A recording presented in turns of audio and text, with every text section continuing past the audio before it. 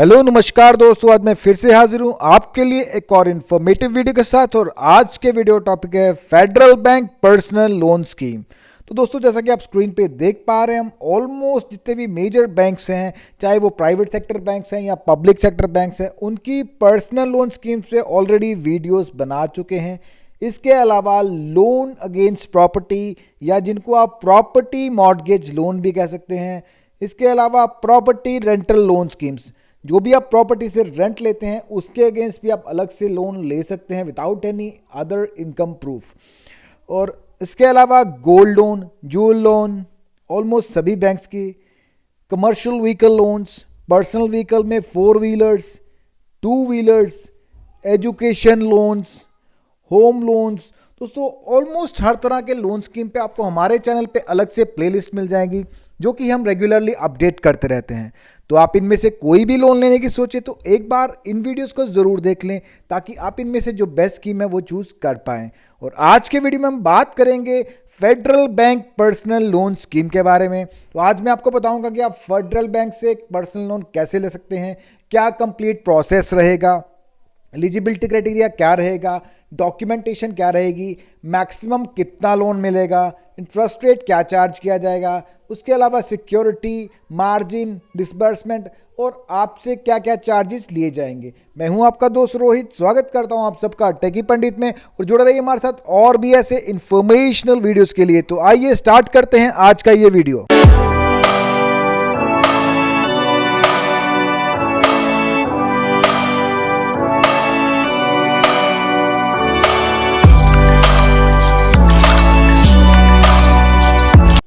तो federal bank से अगर आप पर्सनल लोन ले रहे हैं तो आपके पास दो तरीके हैं। ऑलमोस्ट सभी बैंक्स में आजकल दोनों ऑप्शंस अवेलेबल हैं, ऑनलाइन और ऑफलाइन।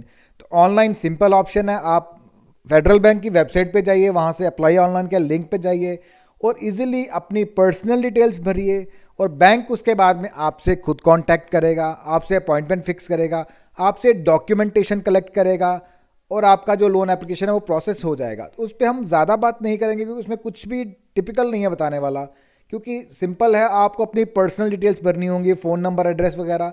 उसके बाद में बैंक आपसे कांटेक्ट करता है और आपको सारी चीज़ें बता देता है अकॉर्डिंगली।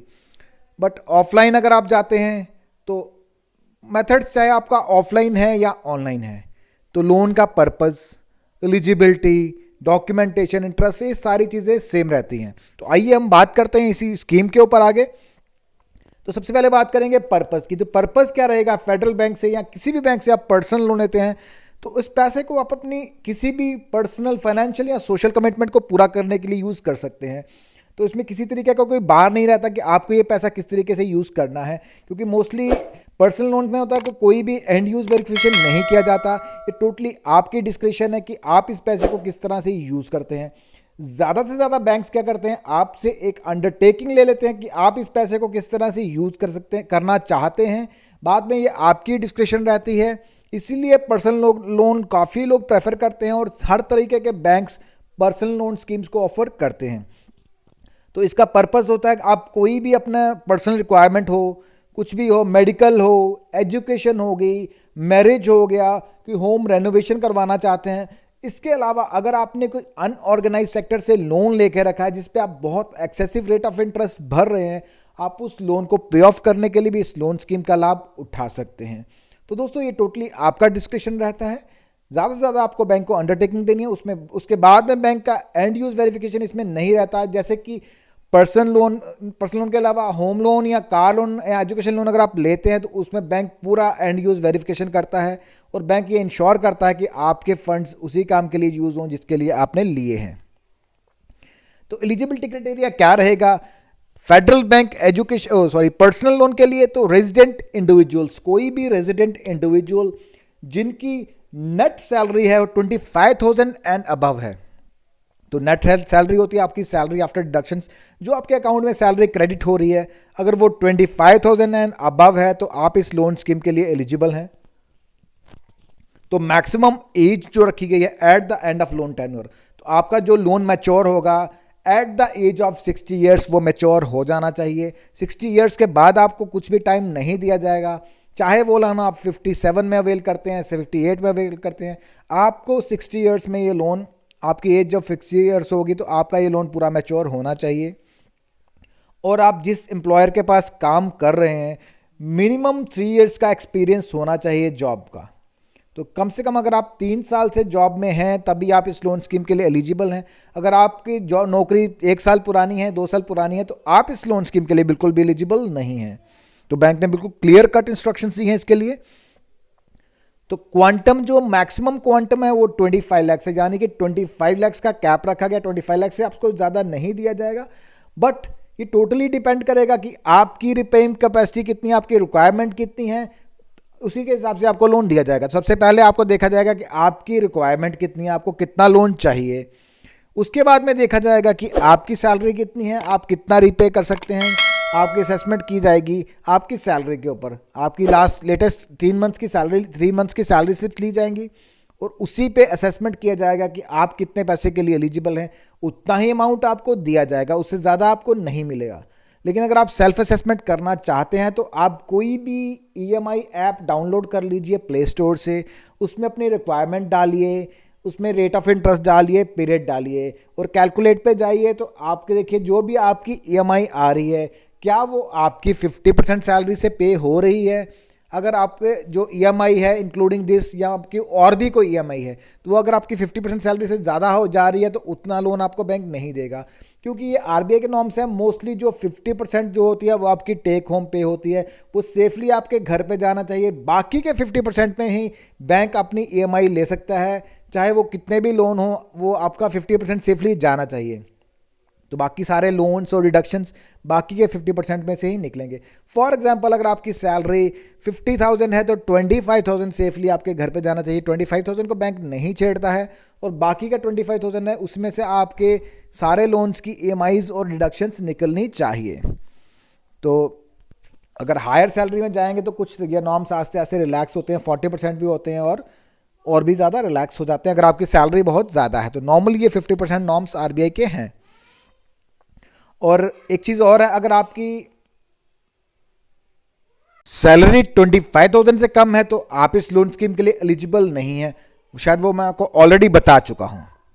तो उसके अलावा डॉक्यूमेंटेशन जो ली जाएगी आपसे, सबसे पहले तो आपको अपना केवाईसी देना होगा। केवाईसी में आपका एड्रेस प्रूफ जैसे कि passport, piped gas connection bill, electricity bill, landline telephone bill या कोई भी वैलिड एड्रेस प्रूफ। उसके बाद में आपको देना होगा PAN card, voter card, driving licence, कोई भी ID proof. But PAN card जो है वो मैंडेटरी है, वो किसी भी लोन के लिए आपको देना ही पड़ेगा, क्योंकि पैन कार्ड से ही आपका सिबिल रिपोर्ट जनरेट किया जाएगा और सिबिल पे ही डिपेंड करेगा कि आपको लोन कितना दिया जाएगा और कितने % पे दिया जाएगा। क्योंकि जो आपको इंटरेस्ट रेट चार्ज होता है, मोस्टली बैंक्स जो होते हैं उनका जो इंटरेस्ट रेट्स होते हैं वो सिबिल पे डिपेंडेंट होते हैं। अगर आपका सिबिल स्कोर बहुत अच्छा है, फॉर एग्जांपल 750 एंड अबव या 700 एंड अबव है, तो आपको जो बेस्ट रेट्स ऑफर किए जाते हैं बैंकों द्वारा। और अगर आपका जो इंटरेस्ट रेट जो आपको अगर आपका सिबिल स्कोर जो है वो बहुत कम है, लोवेस्ट है, तो आपको जो हायर इंटरेस्ट रेट चार्ज करते हैं बैंक, क्योंकि उसमें बैंक का रिस्क थोड़ा बढ़ जाता है, तो इसीलिए बैंक आपका सिबिल स्कोर पे भी डिपेंड करेगा। तो सिबिल स्कोर के लिए आपका पैन कार्ड जो है वो मैंडेटरी है। और इसके अलावा अगर आपकी सिबिल रिपोर्ट में कुछ बैड लोन्स होंगे तो कोई भी बैंक आपको लोन नहीं देगा, क्योंकि बैड लोन्स या एनपीएस अगर आपकी सिबिल में रिफ्लेक्ट करते हैं तो बैंक्स आपको कोई भी लोन ऑफर नहीं करेंगे। अगर आपकी सिबिल क्लीन होगी तो कोई भी बैंक आपको लोन के लिए नहीं मना करेगा। तो उसके अलावा आपको देना होगा इनकम प्रूफ में आपका सैलरी स्लिप्स, लेटेस्ट लास्ट 3 महीने की सैलरी स्लिप्स आपको देनी होगी, वही आपका इनकम प्रूफ कंसीडर किया जाएगा। उसके अलावा बैंक स्टेटमेंट की कॉपी देनी होगी आपको, लास्ट 6 मंथ्स की कम से कम आपकी सैलरी अकाउंट की बैंक स्टेटमेंट भी ली जाएगी। उसके अलावा फॉर्म 16 की कॉपी भी आपको देनी होगी। ये डॉक्यूमेंट ऑलमोस्ट यूनिवर्सल है, ये डॉक्यूमेंट लेके आप किसी भी बैंक से पर्सनल लोन अवेल कर सकते हैं। लेकिन फिर भी हम अलग अलग बैंकों की स्कीम्स अलग से वीडियोस बना चुके हैं। आप उनको स्कीम को समझना चाहते हैं तो आप उन वीडियोस को भी अलग से देख सकते हैं। उनका लिंक आपको ऊपर आई बटन में, नीचे डिस्क्रिप्शन बॉक्स में और लास्ट में एंड स्क्रीन में भी मिल जाएगा। तो इंटरेस्ट रेट क्या चार्ज कर रहा है फेडरल बैंक आपसे? 10.49 टू 17.99%। तो ये टोटली डिपेंड करेगा आपकी प्रोफाइल पे, आपकी सिबिल स्कोर पे, आपके एम्प्लॉयमेंट पे। ये सारे पैरामीटर्स को देखने के बाद बैंक डिसाइड करेगा कि आपको कितना रेट चार्ज किया जाएगा। तो ये सारी चीज़ें आपके प्रोफाइल के ऊपर डिपेंड करेंगी और बैंक की डिस्क्रिप्शन है, बैंक डिसाइड करेगा कि आपको कितना रेट ऑफ इंटरेस्ट चार्ज किया जाएगा। और ये रेट जो रेट आप स्क्रीन पे देख पा रहे हैं अभी के रेट्स हैं, आप जब भी लोन लें आप लेटेस्ट रेट जो आप बैंक की वेबसाइट से कंफर्म कर सकते हैं या बैंक में जाके भी पूछ सकते हैं। तो रीपेमेंट पीरियड कितना रखा गया, मैक्सिमम टेनर जो फेडरल बैंक द्वारा रखा गया पर्सनल लोन का वो 48 मंथ्स है। तो एग्जैक्टली 48 मंथ्स में आपको ये लोन पूरा रीपे करना होगा, तो उससे ज़्यादा पीरियड आपको नहीं दिया जाएगा और ना ही इसमें कोई हॉलीडे या मॉरेटोरियम पीरियड होता है। तो मॉरेटोरियम पीरियड में एक तरह से प्रिंसिपल पेमेंट की आपको छूट होती है, आप खाली इंटरेस्ट भी सर्व कर सकते हैं और हॉलीडे पीरियड में आप प्रिंसिपल से बच सकते हैं, लेकिन वो मोस्टली आपको दिया जाता है हाउसिंग और एजुकेशन लोन में, और पर्सनल लोन में किसी तरह का कोई मोरेटोरियम या हॉलीडे पीरियड आपको नहीं दिया जाता है। तो from the very first month जैसे आपका लोन डिसबर्स होगा तो अगले मंथ से ही आपकी जो ईएमआई वो स्टार्ट हो जाएगी। और डिसबर्समेंट कैसे किया जाता है, आपके सारे डॉक्यूमेंटेशन के बाद आपका जो लोन सैंक्शन होगा वो पूरा का पूरा अमाउंट आपके सेविंग अकाउंट में डिसबर्स कर दिया जाता है। उसके बाद में ये आपकी डिस्क्रिप्शन है कि आप इस पैसे को किस तरह से इस्तेमाल करते हैं, तो और आप इस पैसे को अपनी किसी भी लेजिटिमेट नीड को पूरा करने के लिए यूज़ कर सकते हैं। मार्जिन रिक्वायरमेंट्स कोई नहीं, इस लोन के लिए कोई भी मार्जिन रिक्वायरमेंट्स नहीं है। चार्जेस जो रहेंगे up to 3% of the loan amount plus GST. तो जितना भी आपका लोन अमाउंट होगा आप उसका 3% जो होगा एज प्रोसेसिंग चार्जेस आपको देना होगा प्लस जीएसटी। इसके अलावा आपको स्टैंप ड्यूटी भी देनी पड़ सकती है, अगर आपकी स्टेट में कोई भी स्टैंप ड्यूटी एप्लीकेबल है तो वो आपको देनी पड़ सकती है। और स्टैंप ड्यूटी है वो डिपेंडेंट है, स्टेट टू स्टेट वेरी करती है। अगर आपकी स्टेट में कुछ भी है तो आपको पे करनी होगी क्योंकि वो गवर्नमेंट के चार्जेस हैं और वो आपको देने पड़ेंगे। हाँ, प्रोसेसिंग चार्जेस पे कई बार वेवर होता है कुछ परसेंटेज का, तो वो आप चेक करते रहें, हमारे चैनल पे भी टच में रहें, तो हम इन्फॉर्म करते रहते हैं कस्टमर्स को। जब भी बैंक्स के वेवर आते हैं तो हम अपने चैनल पे भी वीडियोस भी चलाते हैं और उसके अलावा बैनर्स भी फ्लोट करते हैं। तो दोस्तों ये था federal bank personal loan scheme. कैसा लगा आपको आज का ये वीडियो, कमेंट बॉक्स में कमेंट करके ज़रूर बताएं। अगर आपको ये वीडियो पसंद आया तो वीडियो को लाइक करें, चैनल को सब्सक्राइब करें और वीडियो को शेयर करें। Thank you for watching.